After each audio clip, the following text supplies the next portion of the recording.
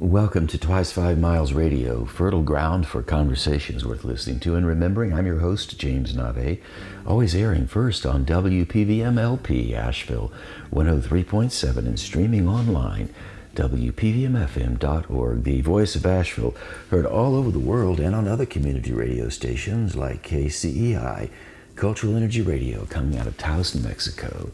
Thank you, Walter Parks, for our theme song. WalterParks.com for more on Walter's music.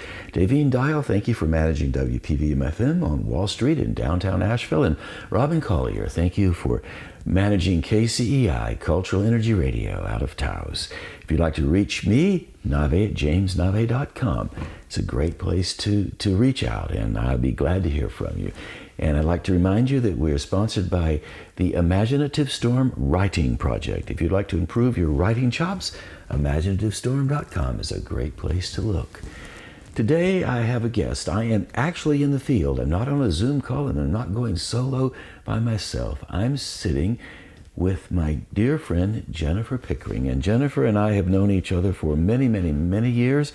Jennifer is the director of Leaf Global Arts. Jennifer also runs the Leaf Festival, which many of you listening in Asheville probably know about. It's held on the campus of Black Mountain College, the former Black Mountain College, and it's at Camp Rockmont and also at Lake Eden Retreat.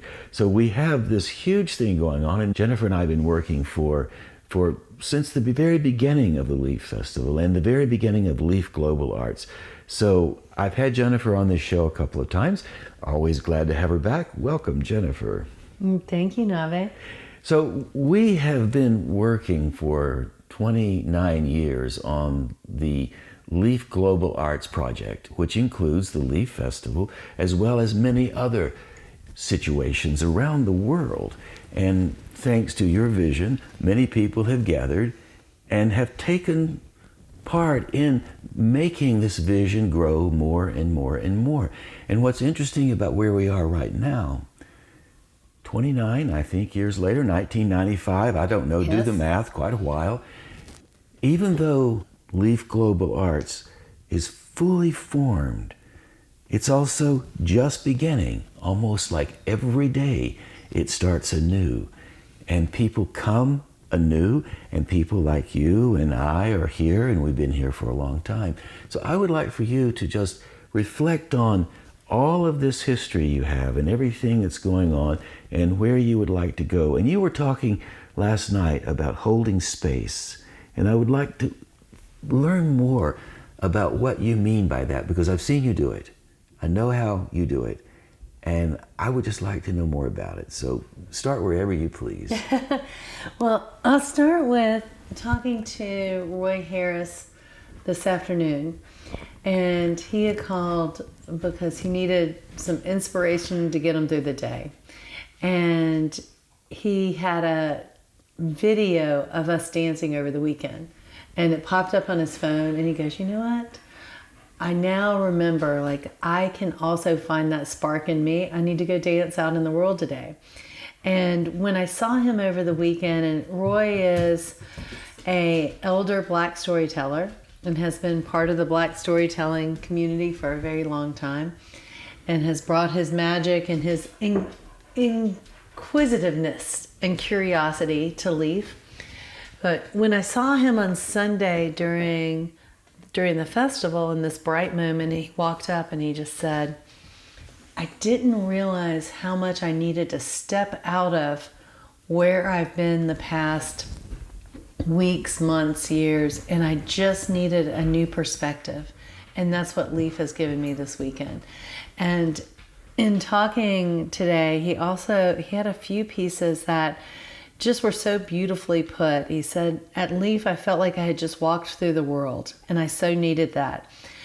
Just stand right there on the hill where that bright oak tree has turned its colors, and look across Lake Eden, and you see something of everything and something of everybody. And I talked to so many people, and one thing I heard consistently over and over again was, we raised our families at Leaf. This place, Lake Eden, has, since the early 1900s, always held space and held a place for people to come and gather, regardless of who you were, your perspectives, your choices, and has been a place where you can step into other people's worlds and at the same time share your own. And that's important in this crazy world that we live in. And it's always, at moments we think, oh, it's really gotten to that next place. And then you look back on history, and I think, in working with humans, that it's always been a wild world. However, throughout that, consistently, the culture mostly expressed from my experience so gracefully through the oral traditions, poetry, storytelling, as well as through drumming and dancing and all of these different ways of song and celebration, that those have been the consistent bright stars of how people can connect to each other and step into understanding and finding their common spot. Something happened the very last moment of the Leaf Global Arts Festival this October that was really beautiful. We had an elder who was not able to make it, and we invited Doc the Hawk? Doc the High Hawk. Doc the High Hawk. Juana Cedro Concha. So, but before you go on, people in Taos are listening to this. Okay. So for those of you in Taos who are listening to this, Juana Cedro and Doc came as to talk to the people here in Western North Carolina about the work they're doing with youth on the Taos Pueblo, and they really were wonderful this weekend. They were beyond wonderful. They stepped into places and spaces, and so I'm going to get back to holding space. Yes. So when people weren't able to show up for whatever reason in certain places or where there was gaps, the two of them individually and together stepped up and shared their stories. One of the moments that was the final ending was Doc connected with Dal Sahu, who's currently in one of the First Nations universities in Santa Fe, and he is from the Hopi First Nation. And the two of them together talked about what could we do as a final closing moment, impromptu, and they found a common song from both of their First Nations that they both knew. And it was about friendships. And it was really quite sweet. And there was this moment where they presented and the day was starting to end. And oftentimes, we would get up and say a few things. And it was like, you know what? It is enough. And they held space beautifully. Living and growing up on the land here at Lake Eden and watching so many different people flow through here with families, individuals, and creatives, and finding their sacred places, but also finding themselves being able to retreat, being able to create, being able to connect. I really found it of being able to find the best of themselves, the best of others, and connect to the world as well. And in holding space and place, that's what we do here, is we create these moments where people can step forward to find those moments that let them shine where they may not have been able to shine in other ways in their own communities because of all the other noise going on or because of all the other pieces. So in terms of holding space, a lot of people hold space for their communities, hold space for their cultures, hold space for their identity. And for us at Leaf, we hold space for others to come and have a safe platform to share their culture and to share their stories in the way that they want to, as long as it's family friendly, except for the slam. We do put on the slam, it's 18 and older usually, but there may be a few adulting moments in there, because the last thing I'll share on this moment is I have watched over the years of people having so many incredible messages to share with the audiences, and that they needed to just share for whatever reason. And the slam that you started at Leaf in 1995, Navé, and has been a continual running slam. Even during COVID, we did it through Zoom, or we did it in other ways creatively. The slam is one of the few places, or poetry is one of the few places, that you can talk about any subject and people will listen. That's quite true. And when you talk about holding space, I'm also thinking about creating space where we can hold each other. And that's what happens at the Poetry Slam, and I will say, rippling out from Eden Hall, the stage there, to the other areas, that's what happens collectively here. We have created a space where we can hold each other, and people report the ease in which they interact. One of the things Doc, the High Hawk in Juan Isidro Concho, said, as I was taking them to the airport yesterday to fly back to Albuquerque and then travel back up to the Taos Pueblo, and I said, well, what did you guys think before you came? What did you have in mind? And he said, well, we didn't know, we weren't sure, we've not been in Western North Carolina before. And I said, well, what did you expect, or what surprised you? And they said, well, we didn't think there would be so many happy children running around. We didn't think it was going to be so friendly, so family friendly. And in some ways, the children do come, the little ones, the tiny ones, the medium-sized ones, and then many of them grow up and become adults with children as well. They bring them here. In a sense, it's so well held that we all go back a bit to our childlike sensibilities. I don't think I'm a child. I can't be. I'm too old for that. But gosh, do I feel young when I'm here. And so that's also us holding each other within a space that's created. That's really true. And I was struck by when they were at the Leaf members gathering in the barn, which was built by the Black Mountain College of Women, and it has a lot of history in there. And they shared some really extraordinary music, and they had just followed a brilliant Black Indigenous woman, Martha Redbone, sharing her song. And Doc said, we've been singing and dancing to help heal the world, and that's what it's about. And the love in the community that we've been experiencing here of friends and family really took us by surprise and has felt extraordinary. And, Navé, when you and I started the whole concept of creating Leaf, we were younger, and neither one of us had our own children. We had our godchildren, our nephews, and our nieces. However, we instinctively knew there's something about when families and kids are present in any event, it holds space differently, and it allows you and encourages you to have people to show up better than they might at a typical, the word festival is so overused. It wasn't when we started this, but it does have a very different feel. And Chinobi from Uganda, who's also been a long time part of Leaf, and he said when he first came to the United States, he couldn't understand. He would go to these extraordinary places, Lincoln Center and beyond, and do these concerts, and he never saw any children. And he'd ask the audience, how many of you all have children? And most people's hands would go up, and he would say, well, where are they?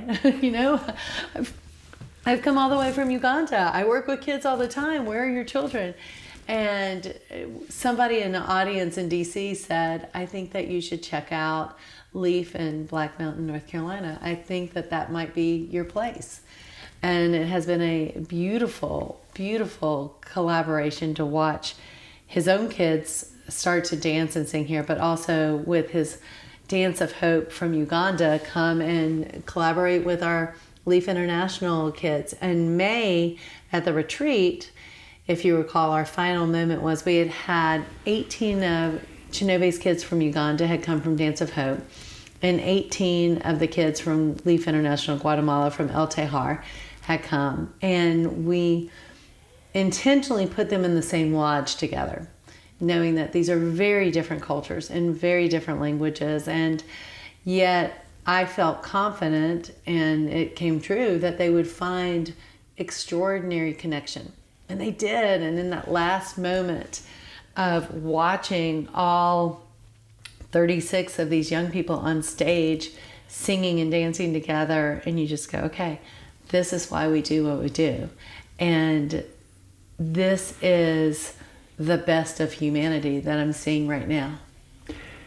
You mentioned people coming from other places. People listening to this show, some of them will know Leaf Global Arts and they'll know the Leaf Festival. Other people might not be as familiar with it, although now that we've been talking, they have a better sense of it. Maybe they'll come visit next year. The global part, tell everybody listening how many locations you work in and how that managed to grow out of Lake Eden. So when I had moved back to Lake Eden, which was a place that I'd grown up at, and I had worked and been traveling in the world throughout Southeast Asia, South America, and several other places. And I got back here and I felt like I was a bit in a cultural desert. And that's how, when we were designing Leaf, it was also like, okay, we can be in this extraordinary place, and let's also create a way for people from different places in the world to show up here. And remembering, as my husband, who used to work for Global Rhythm magazine, he has a great saying that if you're in Mali, Appalachian music that your father did, that is world music. And remembering like where we are in the world, that to somebody else, it's an extraordinary place. And for us to continue to cultivate that cultural curiosity. So over the years, as we started having artists come and going into the schools and such, and working in the communities deeper, because it seems silly to be bringing this extraordinary artist, including yourself, here, and that they weren't getting out in our larger community. So really deepening the relationships in our own backyard and the opportunities for the kids, and then having that Leaf Schools and Streets piece where the kids actually get to come with their visiting teaching artist or their resident artist and come here to Leaf as a performer. And then the next step that happened in 2006 was being in St. Vincent and the Grenadines and watching a group of kids come over by the ferry once a week to play the steel pan, and asking the simple question, why aren't the kids on Beckway learning the steel pan tradition? Or are they? And who is it? And who's teaching? And that started opening up the pathway and the connection to realize that in most communities, there's what I term culture keepers. And someone who's the person that holds that space for the stories, the songs, the making of the drums, the making of the instruments, the making of the costumes. And they are the people that will pass that forward to their youth. And oftentimes what will happen is they are doing these because it's what they've always done. And they just need someone to see them and to give the possibility for them to pass it forward to their youth and support that. So I designed a prototype that is a small, very low-funded prototype, which could be anywhere from $3,000 to $30,000 a year, and supporting culture keepers to share their traditions with their youth in their community. And it's their programs, and we support them doing that work. And then start to, as we can, we're fairly small nonprofit ourselves, always having bigger visions than our resources, and to create opportunities for them to connect both in person and virtually. We, this year, besides the Guatemalan and Ugandan kids, at the beginning of the year, we took a group of kids from the Leaf International Rwanda program, not far away, but to their neighbor in Tanzania. and our partner there, and the watching that connection. None of the kids had ever left Rwanda. None of them had ever been to Tanzania. And just watching, and the culture keepers were so enthralled that they ended up going back to Rwanda with the Rwandan group, and which was actually beautiful. A couple of the culture keepers, one of them was Maasai, and there was a lot of mystique and misunderstandings around their culture, and so they really got to both work through these, drum it out, dance it out, get to know each other. Here we are all this time later from 1995. This organization, Leaf Global Arts, has grown global. Obviously, people come, they go. You look around the Leaf Festival and you see all kinds of people coming and going, languages spoken, etc., etc. So it truly is a beautiful place where the soup bubbles in a delicious way. And yet we were there last night, you and I, and who were the other? Masanko from Malawi, who's been coming here to Lake Eden for 25 plus years, and then Erin Hartley and her partner Molly, who Erin has been a teaching artist for over 15 years with Leaf, and now is our Leaf Associate Director. So there we were last night, sitting with at the Bush. At the Bush, the great restaurant in Black Mountain. We love going to the Bush, owned by a fellow named Mark from South Africa. Yes. Here we are, Black Mountain, and yet it's international. What I loved about our time together last night, instead of thinking, oh my gosh, look at what we've done and how wonderful it is. Of course, we celebrated that. That's true. It's all true. And yet we were asking, what's next? As if this is a brand new idea. Yeah. Built on the depth that we've already carried forward, and yet we're saying, what's next? I'm sitting there thinking, well, where can I go? What can I do? You were doing that. The vision, where can we go? I would love for you to just riff a little bit jazz-like on how you see this thing moving and what it's doing. Well, it's funny, as you say that, all of a sudden my ADD, I'm seeing all the instruments we're surrounded by, from, trombones to trumpets to guitars and such. So in any journey, it's really the mission that's driving you. So on our mission of connecting people to cultures and creating community, and doing that because we believe in the importance of cultural preservation and cultural connections. And it feels that there's always a new chapter possible. And it's our responsibility and opportunity, as we sit in gratefulness, which I never ever take for granted, that we just had a extraordinary journey of Legends of the Americas was a theme this year.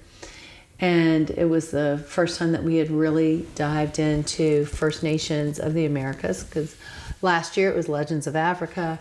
But this particular theme this year also reminded us of how little we know, and how much wisdom there is surrounding us in the traditions that often are unseen.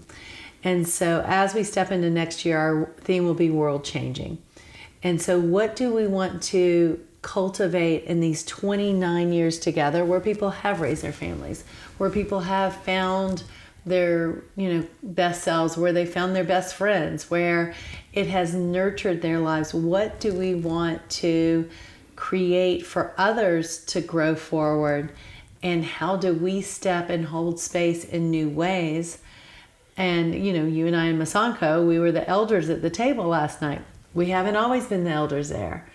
And so being cognitive of, we live in an extraordinary, magical world that oftentimes we can get caught in the blandness and the speed.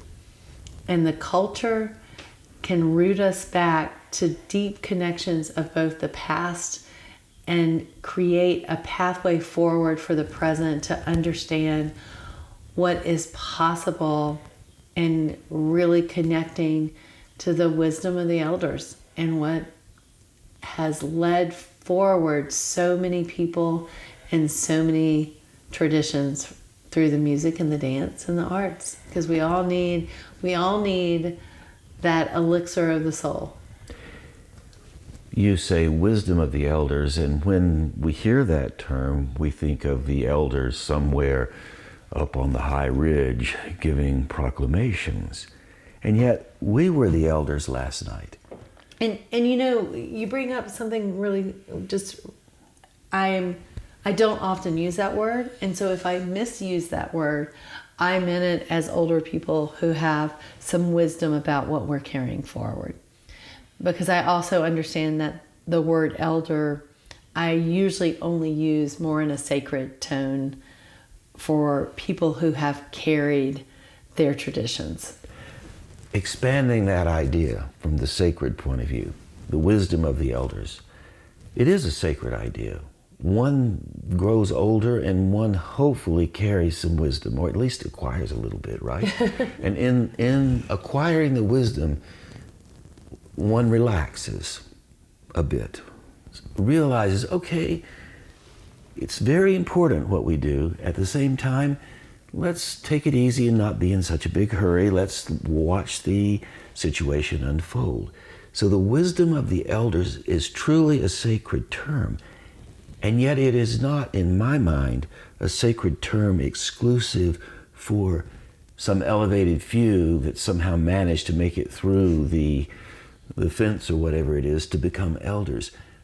We can allow ourselves, as people who mature, to genuinely appreciate what we have to say, the stories that we tell. And I think what makes an elder and allows one to feel confident that they might have something to offer is simply pausing for a moment and realizing, I do have a place. I do have wisdom. I do have purpose. I have experienced love and loss. I grew up in this place, this community, wherever you are. And I am an elder. And let that just be. And when you think of it like that, the wisdom of the elders becomes a little bit more open and available for us to embrace as the people who are elders, and for the others out there looking in to go like, okay, these folks may know something. And when you pass a stranger on the street, maybe somebody that's a little more mature, that's an elder. Now, who knows what that person might say? So I love the expansion of the wisdom of elders, because it's there and we deserve to embrace it as people that have lived and existed on this earth and now feel like, okay, we are older. I'm feeling that way. I'll be 74 when this show airs. I'm 73 right now. Birthday's coming up. I'm relevant, and you are too. Well, more importantly, when's your birthday? November the 7th. Okay, that's right. And we're here. So what do we do with this precious time while we're here? Are you asking me, or No, am I asking you? I or know, you? we're just on this journey and grateful to be here. Well, what do we do with this precious time that we have right now? I said to you yesterday, Jennifer, I would like to know more about what holding space means. This was after dinner. You said, well, why don't you come over to my house tomorrow afternoon and we will do an interview. I said, I'd love to do an interview. We agreed to do this interview. That is what we do. We show up and do what's right in front of us and build one thing at a time and say yes to those opportunities that exist right here. And I would offer to say that almost 30 years ago, when you said, let's go, you've got some ideas, let's go sit and hold space and let's talk and dream. Because we had that conversation, the 30 years of Leaf, oh my goodness, like, I think we're now up to 700,000 people and artists and all of the goodness. Goodness knows how many people under 10 and babies have come through Leaf Life in some way. And we have held space and we've stayed dedicated to the mission and the vision of creating that space for others as well as for ourselves. And I recognize too, over the years when we've invited people in from so many different places, that and it's been said, especially by a lot of our Leaf International youth, where only a few people might have gotten to come from the program, but yet they are coming and they are holding space for all of the kids who they normally dance with. And so wherever we're showing up, we are holding that place for others that we dance with. Another thing I think we've learned in these last 29 years, Leaf has taught us how to be generous. Generosity is something that's here. And it's also taught us how to create an allowance for many different people. So Leaf allows you to fully bloom. It also acts as a mirror. People come here and they see themselves in a way that they might not notice out in other places in the world. Absolutely. And they see themselves in relationship to the other folks, seeing themselves as well. So it's almost, Leaf multiplies people's sensibilities around who they are and how they share that space of who they are with the other people within the context of generosity. And along with that, creative resourcing, because we have done this on a very grassroots scale with not a lot of funding. Thank goodness for members and grants and people who come. And it is a lesson in being resourceful and being kind and being creative. And I watch so many people who show up to Leaf, whether it's at the festival, whether it's in Leaf Schools and Streets, Leaf International, or downtown Asheville at Leaf Global. And they show up and we hold space in a way that people can step in and they can find a place where, most everybody, where they can excel or they can be who they want to be. There's our very first Leaf member ever, and has been coming. He has yet to miss a Leaf, so 29 years. He just retired last year, and I only knew him from Leaf. And he would show up, and he was just this happy, jolly, delightful person. And I found out years later after knowing him that he was an international mall developer. And I was like, what? Charlie, what? Like, you're the most delightful, like, just kind, wonderful human. And he said, that is why I come to Leaf, because at Leaf I can be who I really want to be. And that's not necessarily who I get to be in my everyday life, but I get to reconnect with that every time I come here. You're bringing up leadership here. And what I mean by that, Leaf empowers people to be who they are. And it suggests to folks when they come here things they can take back home with them, like Montecedro and Doc. They came here, and when we were driving back to the airport, they said, oh, I get it. I see the scale. I see what can happen when you show up and do things. I now know better what we can take back to our community and how we can implement some things in our community. There's your leadership. The leadership is implied.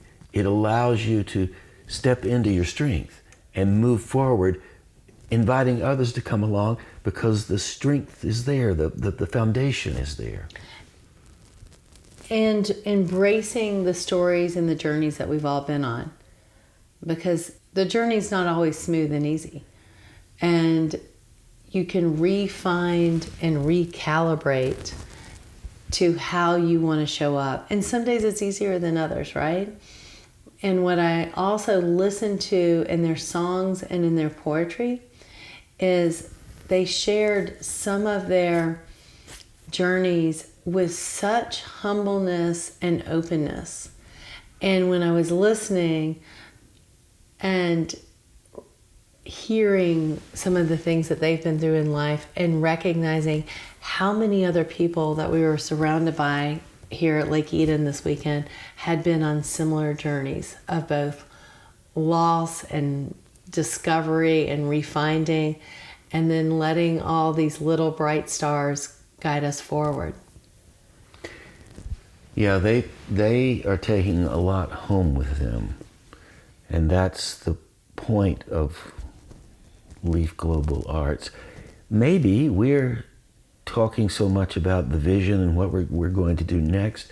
And as we close out, because I know you have some other appointments that you have to go attend to, it may be the way for us to allow our elderdom to be part of where this is going.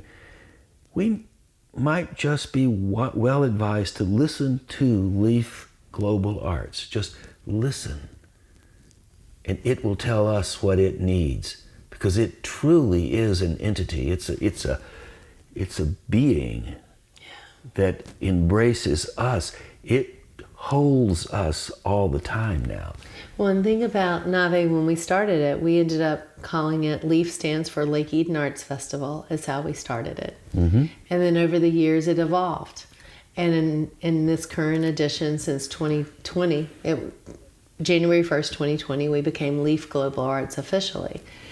And I think that's with any good story, it keeps on evolving. Yeah. I remember when you came that first afternoon, sitting on that little knoll, talking like we're talking now. It's not any different, really. And you said, I said, well, what is this going to be? She said, well, it's going to be a festival. It's not just a music festival. It's going to have arts and dance and all these other things and curated this and that. And you were so excited. And I said, how about poetry? And you said, oh, yeah, we can do that too. No problem. And I said, what are you going to call it? I'm going to call it Lake Eden Arts Festival. And I do recall, I think I did say this. I said, Lake Eden Arts Festival, LEAF. You're going to do it in the spring and in the fall. And here in Western North Carolina, the mountains speak to you. And one of the ways the mountains speak, they speak with the leaves emerging in the spring and the leaves falling in the fall. And I don't know if I said we should call it the Leaf Festival, but I remember thinking, what a powerful idea to be surrounded by this much ancient energy that feeds us and witnesses. We've been witnessed by the forest right here on this mountainside. Now that is a really beautiful idea. In closing, Jennifer, anything you would like to say just to sorbet the conversation as you move out? I look around us right now and the leaves are changing, and I think that's one of the most beautiful pieces of being here at Lake Eden is that consistency of being able to see the magic every day, regardless of what's happening in the world, being able to step out and talk to the trees and hear them and really remind us to stand tall and bend when you need to, just flex and flow a little bit, and keep holding space and creating space with others and in ways that connect us to the best of the world. Well, Jennifer, thank you so much for being on Twice 5 Miles Radio, theleaf.org, in case you want to find out more about Leaf Global Arts. Thank you so much, Jennifer. Thank you, Navé. There you go, my friends. Thus concludes my conversation with Jennifer Pickering. Jennifer had another appointment, so she left me with a little bit of time to spend with you.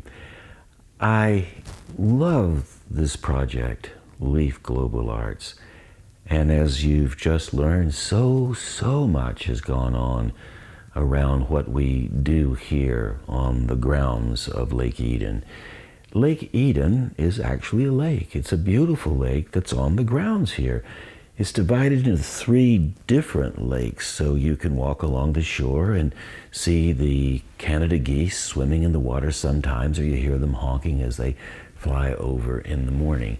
Sometimes the weather is very raucous. The wind will blow through. Other times, like right now, it's as quiet and easy as it can be. Mid-October, actually a little bit past mid-October, and things are changing. When I grew up in these mountains, all those years ago, the trees looked exactly the same. I went to the woods from behind the house where my father built in 1953, and I ran through the woods. And so that might explain why now, all these years later, I sit here in this chair looking out the window at the changing leaves. And some have already started to go off the trees. The poplar trees have lost some of their leaves, and they're very brown now. And then there are a few red leaves everywhere, so it's not quite, they haven't quite gone yet. So the forest and the magic of the forest is here. It's home. It holds you when you come. This festival and Leaf Global Arts and Lake Eden rose out of the Asheville community, the early days of the Asheville community, the early art days. And I want to mention a place. The place I'd like to mention is called, or was called, McDibb's in Black Mountain, North Carolina. McDibb's was the first listening room in the Asheville area. A little place, no big deal really. A fellow named David Peel had the vision for this whole area. His vision was similar to what we now have at Leaf Global Arts. David didn't have the right timing because it was too early. It was the early 80s when he first opened McDibb's. And McDibb's was on Cherry Street in Black Mountain. David had a wood stove for heat. He had a funky cash register. And it was a bar. He sold Budweisers, Blue Ribbon, Schlitz, mostly in a can, a few bottled beer, and the premium beer was a Heineken. So you paid a quarter more for the Heineken, I think, and people were very happy they could order the premium Heinekens. Otherwise, it was just beer and I think a few sodas and some water. The room held 100 people. And local musicians would come and play. And those local musicians would show up all the time, and pretty soon the word went out. The word went out around the country. Hey, there's this little listening room in Black Mountain, North Carolina, and when you're driving from Atlanta to Richmond or further north to DC, or maybe you're driving from Atlanta to Raleigh-Durham to play, you can stop in Black Mountain and you can play a gig. And you can play a gig in an intimate room that holds 100 people, and they sit very close, and you can pick up $1,000, $1,500. Now, these were professional musicians like Jerry Jeff Walker, Taj Mahal, for example, or two. Doc Watson played there. I remember he came, and many, many others. I don't really remember all the names, but lots of people. So scattered among the local musicians were the more well-known musicians. Now, some of the local musicians, like David Wilcox, became nationally known. David Lamont became nationally known. And there were some others who played. I think Christine Kane went out and played for years, so she was on the circuit as well. And Annie Lowley, who never went out big time on the circuit, she played all the time. And then there was A.D. Anderson, who played every Wednesday night. And when A.D. played with his Martin guitar, he still has the Martin D30-something, I think. It's an old one. And he still plays it. He could rock the house with just the guitar and his voice. So David Peel had the vision that allowed everybody to start expanding their art and their music. Now, the reason why David is important is because in 1982, David came to Lake Eden and he made a contract with Jennifer Pickering's father, George Pickering, to hold the first Black Mountain Festival on this very site. So before the Leaf Festival happened, there was the Black Mountain Festival, and David called all the folks from all the hills to come in. I was one of them, and we held a festival. And it had a very similar vibe to what we have now. Of course, it was really early days. We had no internet, we had payphones, but somehow people heard about it and they came. And it was absolutely beautiful. And the Black Mountain Festival went on from 1982 throughout the 80s and into the 90s. And when Jennifer came over to visit me, the Black Mountain Festival had changed form. It was no longer the sweet, holding space festival that it had been when David was part of it. It had moved to something else that wasn't quite as appealing, didn't hold as gracefully. It might have gripped more than held. So by 1995, when Jennifer had the idea to create the Leaf Festival, Black Mountain Festival was still around. Jennifer had the good sense, the wisdom, as a young person with elder sensibilities, to invite all of the people who had been part of the Black Mountain Festival to come and join her in creating this new festival, an arts festival, more than music, dance, songs, people gathering, curated art, poetry, and on and on and on. And Jennifer's vision was to bring the best of what we created in the Black Mountain Festival in the 80s, allow it to start growing again in the 90s. And it absolutely did. There is something really important about seeds in the ground, and how when you nurture the seeds in ways that are meaningful, they will grow. Here, the seeds are the people who come. When we were doing the Black Mountain Festival, we had similar vibes, right? And then the vibes faded, but the seeds were still around. So Jennifer brought the seeds, the heirloom seeds, if you will, into the Leaf Festival.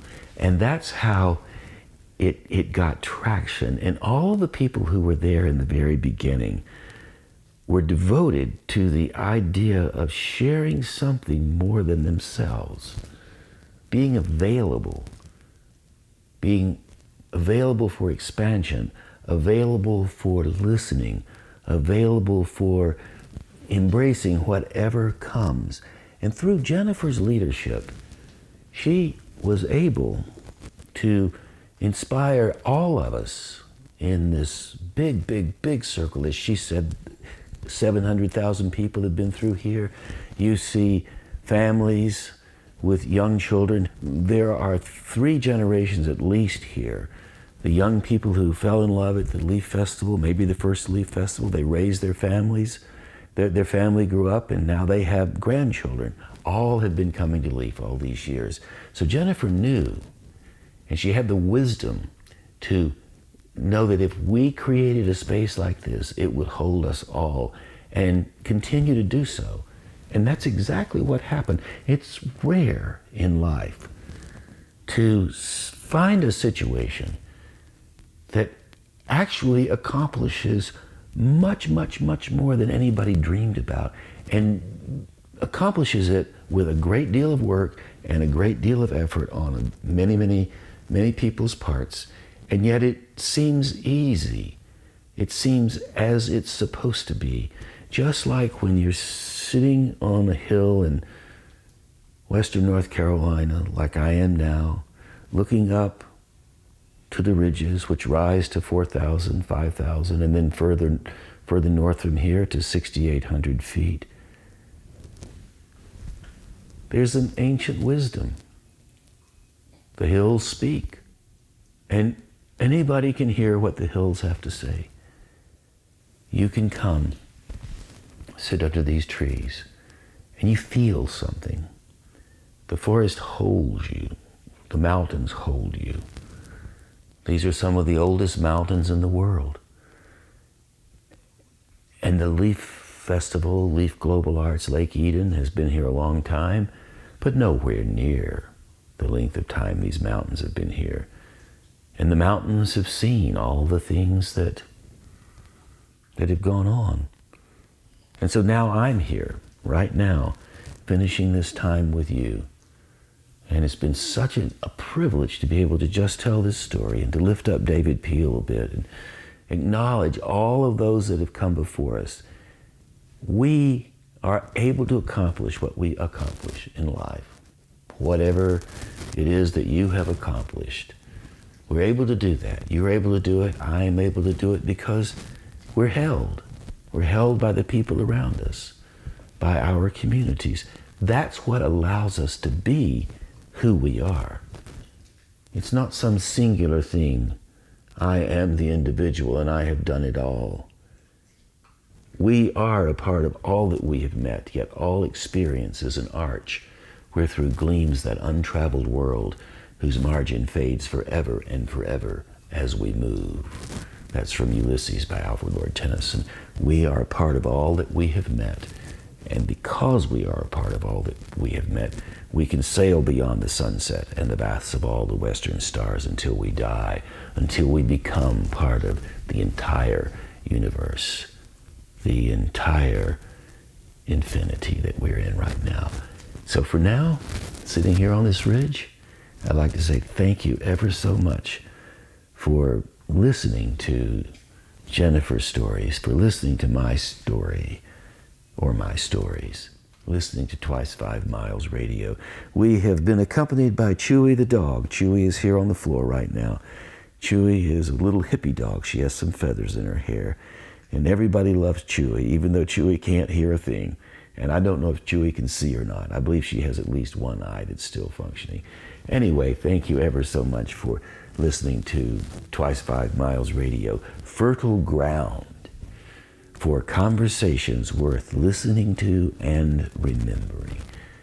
I'm your host, James Navé, and we're always airing first on WPVM LP Asheville 103.7 and streaming online, WPVMFM.org, the voice of Asheville, heard all over the world, and on other community radio stations like KCEI, Cultural Energy Radio, coming out of Taos, New Mexico. Thank you, Walter Parks, for our theme song, walterparks.com for more on Walter's music. Thank you, Davine Dial, for managing WPVM-FM there on Wall Street in downtown Asheville. If you'd like to reach out to me, Navé at jamesnavé.com. Navé is spelled N-A-V-E. I would love to hear from you. How does the land speak to you? What do you hear when you stop and listen?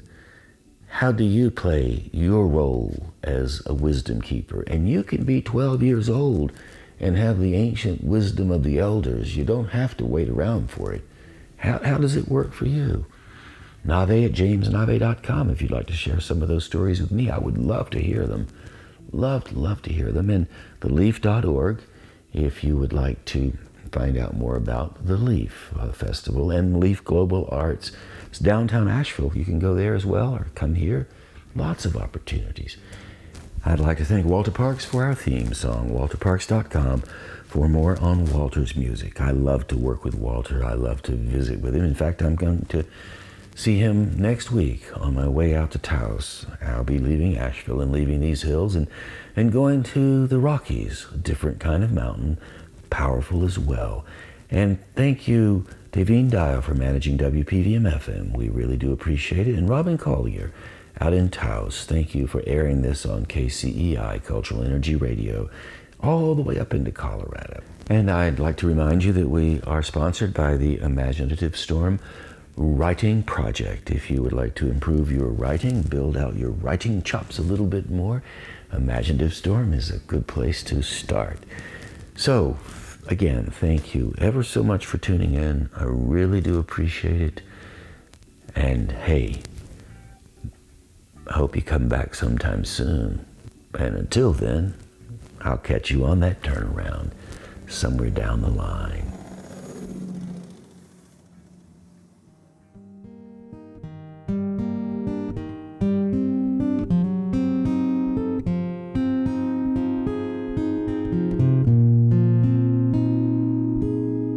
Nothing could be finer than to be in Carolina in the morning.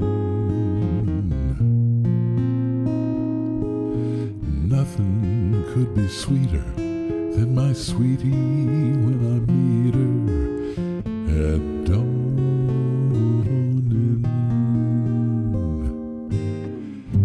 See the morning glory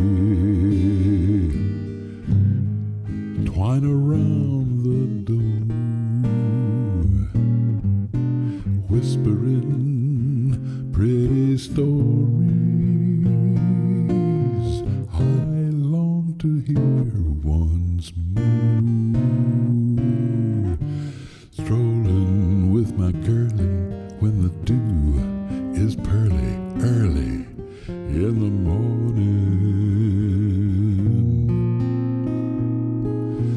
Butterflies all flutter up and kiss each little buttercup at dawn.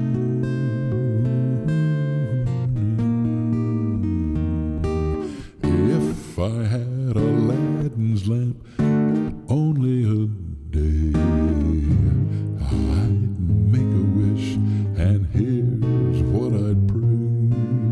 Nothing could be finer than to be in Carolina